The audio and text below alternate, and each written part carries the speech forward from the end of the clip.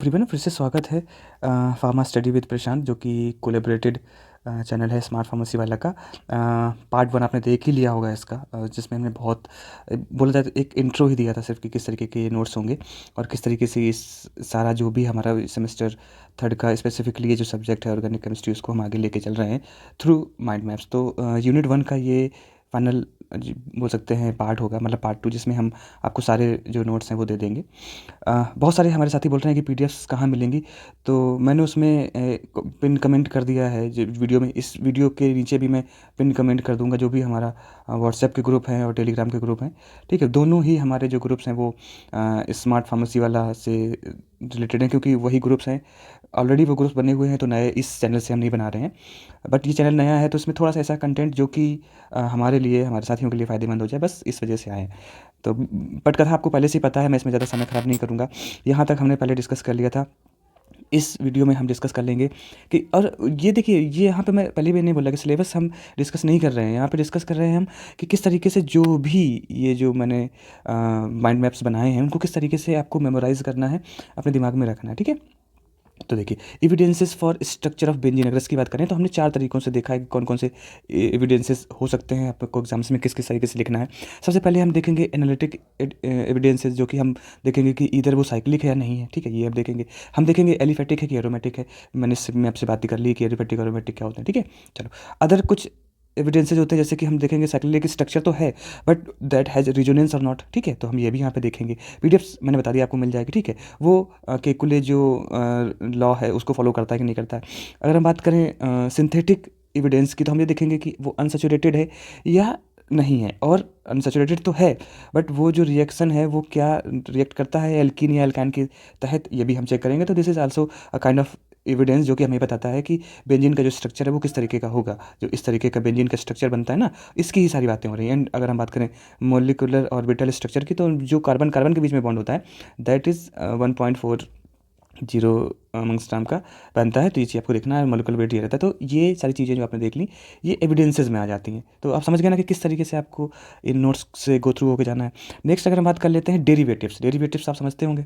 Derivatives क्या होते हैं? डेरिवेटिव्स मतलब होते हैं कि बेंजीन से कौन कौन चीज़ें और हम बना सकते हैं। ठीक है, तो हम देखो इसमें सबसे पहले है कि हम बेंजीन से, ये बेंजीन हो गई, अगर हम इसकी CH4 मतलब ये जो हमारा मीथेन है, इससे हम इसको रिएक्ट करवाएंगे तो टॉलिन बन जाता है। तो ये it is also a kind of derivative. तो क्या हो जाएगा? मोनो सब्स्टिट्यूशन डेरिवेशन इसमें हो जाता है।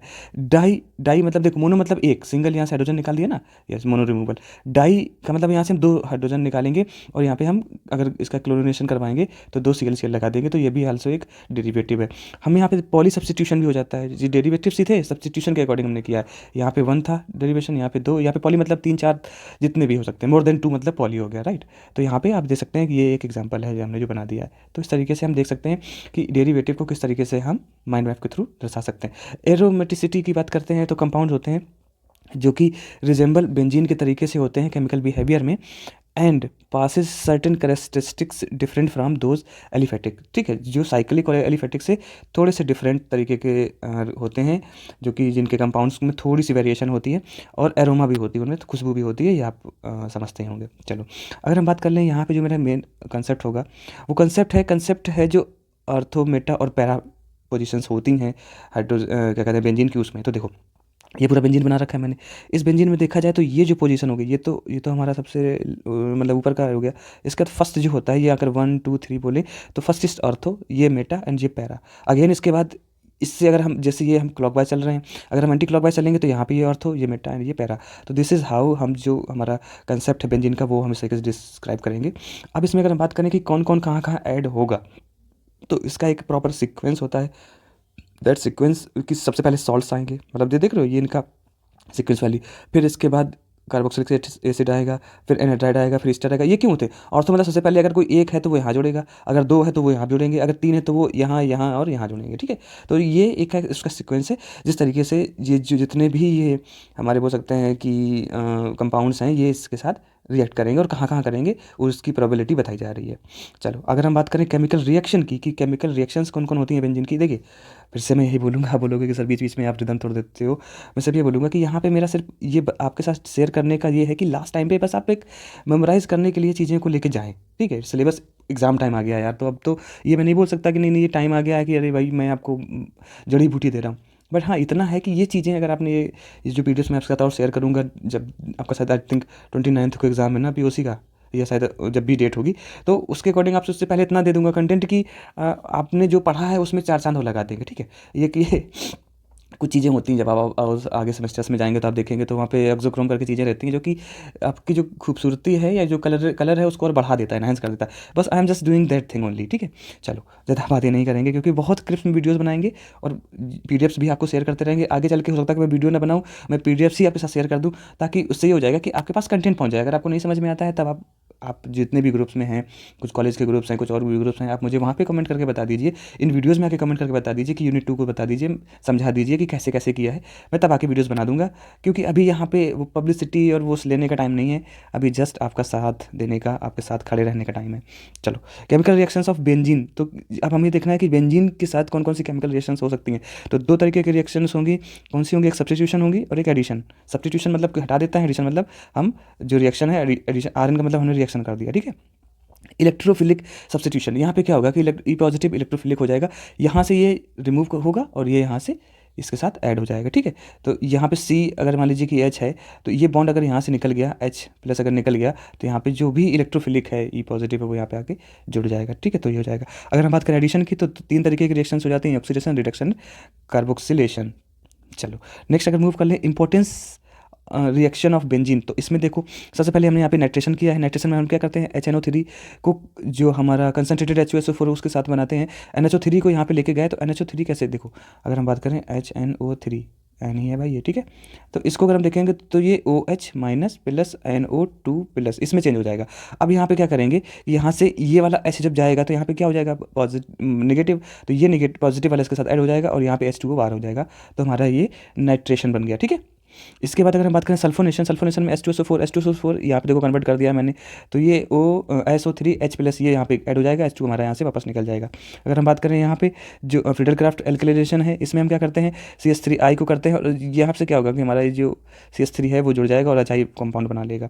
इसके बाद अगर हम बात करें हेलोजिनेशन, हेलोजिनेशन मतलब होता है जो भी हेलोजन्स होते हैं, हमारे आई होगा, ब्रोमीन हो गया, क्लोरीन हो गया, इनको हम इसके साथ रिएक्ट करवाते हैं, एसिल बाहर निकल जाएगा और ये बन जाएगी। फिर फ्रीडलक्राफ्ट अगर एसिलेशन की बात करते हैं तो ये एसिटिल एसिड हमारा होता है, इससे हम इसको यहाँ पे कर देते हैं, यहाँ से क्या ClH के साथ बना लेगा, बाकी इतना ये जो कंपाउंड है वो यहाँ पे आके अटैच हो जाएगा, ठीक है। चलो, ये आपको समझ में आ गया होगा। नोट्स आपको मैं बता ही रहा हूँ कि कहाँ मैं आपको प्रोवाइड करा दूंगा ग्रुप्स में, और ग्रुप्स का लिंक कहाँ दे दूंगा मैं, डिस्क्रिप्शन में दे दूंगा ऑलरेडी, या पिन कमेंट में भी मैं दे दूंगा। अगर हम बात करें effect of substitution on activity of benzene, कि जो भी सब्स्टिट्यूशन होता है वो बेंजीन की एक्टिविटी में कौन कौन से इफेक्ट डालती है, तो देखो बेंजीन एक हाईली रिएक्टिव रिंग होती है due to presence of pi bond and resonance, ठीक है, बहुत ज़्यादा रिएक्टिव होती है। अब इसके बाद है when any substituent attach to the ring it affects the reactivity, बिल्कुल 2 तरीके से, या तो इंक्रीज कर सकती है या तो डिक्रीज कर सकती है। देखो, increasing number of resonance enhance the ring activity, act as a ring activity activating group. अब अगर रेजोनेंस बढ़ जाता है तो रिंग की एक्टिविटी बढ़ जाती है। अब देखो, अगर रेजोनेंस कम हो जाता है तो रिंग की जो एक्टिविटी है वो कम हो जाती है। ये आप इससे समझ गए। दूसरी चीज़, रिंग डीएक्टिवेटिंग ग्रुप, जो जैसे कि कार्बोक्सिलिक और ये है ना, ये करते हैं इस रिंग को और डीएक्टिवेट करते हैं, मतलब इसकी एक्टिविटी को रिड्यूस कर देते हैं। अगर एक्टिवेटिंग ग्रुप की बात करें तो जो एल्किल ग्रुप्स होते हैं CH3 ये वगैरह, रिंग ईस्टर, हाइड्रोक्सिल OH वगैरह, ये रिंग को और ज़्यादा एक्टिवेट कर देते हैं। रिंग का मतलब हमारा बेंजीन की बात हो रही है। तो अब आप यहाँ से समझ गए ना कि हम किस तरीके से सारे पॉइंट्स को लिख सकते हैं, ठीक है। चलो, बहुत जल्दी जल्दी इस वजह से जा रहा हूँ कि टाइम ख़राब नहीं करना है मेरा दोस्त। बाकी चाहे स्मार्ट फार्मेसी वाला हो, चाहे ये फार्मा स्टडी विद प्रशांत हो, देखिए मैं ये बस यही बोलूँगा कि आपके साथ खड़े रहेंगे बहुत दूर तक साथ देंगे आपका। और ऐसे ही, मतलब इसमें ये भी नहीं होगा कि ये कंटेंट है वो कंटेंट है, कुछ कंटेंट हमारा पेड रहता है, बट अभी टाइम हमारा उस तरीके का नहीं है कि मैं उस मामले में बात करूँ, वो देखेंगे, ठीक है। वो होता था कि पूरे बैचेज हम देते हैं और वो उनकी भी जो फीस होती है दैट इज़ 200 एंड 150 इतनी ही रहती है, तो परेशान ना मत होइए। बट अभी तो हमें पैसे का सोचना ही नहीं ना, जो भी मैं आपसे यहाँ पे डिस्कस करूँगा वो सारा का सारा आपको प्रोवाइड करवाऊँगा। स्ट्रक्चर यूजेस ऑफ बेंजीन, तो देखो हमें स्ट्रक्चर यूजेस ऑफ बेंजीन बनाना है, तो कैसे कैसे हमें क्या करना, स्ट्रक्चर। अब यहाँ पे इस कि जो बेंजीन के फॉर्म्स हैं उनकी बात कर रहे हैं। तो डीडीटी की हम बात कर लेते हैं। तो डीडीटी का अगर हम बात करें कि इसको बोलते क्या है, तो इसको बोलते हैं die chloro diphenyl try, DDT, एक डाई एक ट्राई, ट्राई क्लोरो इथेन। ठीक है, ये इसका स्ट्रक्चर बन गया, इस स्ट्रक्चर मैंने बना दिया, ये स्ट्रक्चर बन गया, ये वाला स्ट्रक्चर हो गया। तो इसके साथ देखो डाई क्लोरो ट्राई, यहाँ पे ट्राई क्लोरो है और यहाँ पे डाईफिनाइल। ठीक है, डाईफिनाइल मतलब एक दो दो हो गए इसके साथ। चलो समझ में आ गया। इसके बाद अगर हम बात करें ये क्या है, इसका मोलिकुलर फार्मूला आप यहाँ पे देख लेना। इसके बाद है यूजेस कौन कौन से हैं, तो ये पेप्टिसाइड के ऐसे यूज होता है, कंट्रोल करता है मलेरिया और मॉस्किटोनेस के लिए। तो कभी कभी पूछ देते हैं कि उस कुछ बेंजीन के जो डेरिवेटिव्स हैं ना उनके यूजेस बताओ, उनका फार्मूला बताओ। इसके बाद अगर हम बात करें स्ट्रक्चर एंड यूजेस ऑफ किसका, सैकराइन, तो मोलिकुलर फार्मूला आप यहाँ से देख लीजिए, ये इसका मैंने फार्मूला बना रखा है। यूज कोल्ड ड्रिंक और जो कुकीज़ हम लोग बहुत ज़्यादा खाते हैं ना, कुकीज़ मतलब बिस्किट्स होता है, तो उनमें ये यूज होता है। और ये आर्टिफिशियल स्वीटनर के जैसे काम आता है, होता है ना कुछ कुछ मीठापन, 300 से 400 times more than sweet than जो सुक्रोज जो हमारा शुगर रहता है ना, उससे 600 गुना ज़्यादा वो रहता है। तो ये यूनिट 1 था। आई होप आपको ये यूनिट अच्छी लगेगी। बहुत जल्दी मैंने एक में समझाया है, पीडीएफ आपको मैं फॉलोइंग जो लिंक्स हैं उनमें दे दूंगा। थैंक यू सो मच यहाँ बने रहने के लिए, और फेथ रखिए हम पे, हमारे इस चैनल पे, और भी जो हमारे एसोसिएट चैनल हैं आपको निराश नहीं करेंगे। चलो मिलते हैं फिर किसी नेक्स्ट वीडियो में, और जो कंटेंट होगा वो आपको पीडीएफ के थ्रू मिल जाएगा। अपना ख्याल बना के रखना। जय हिंद, सब खैर, बाय।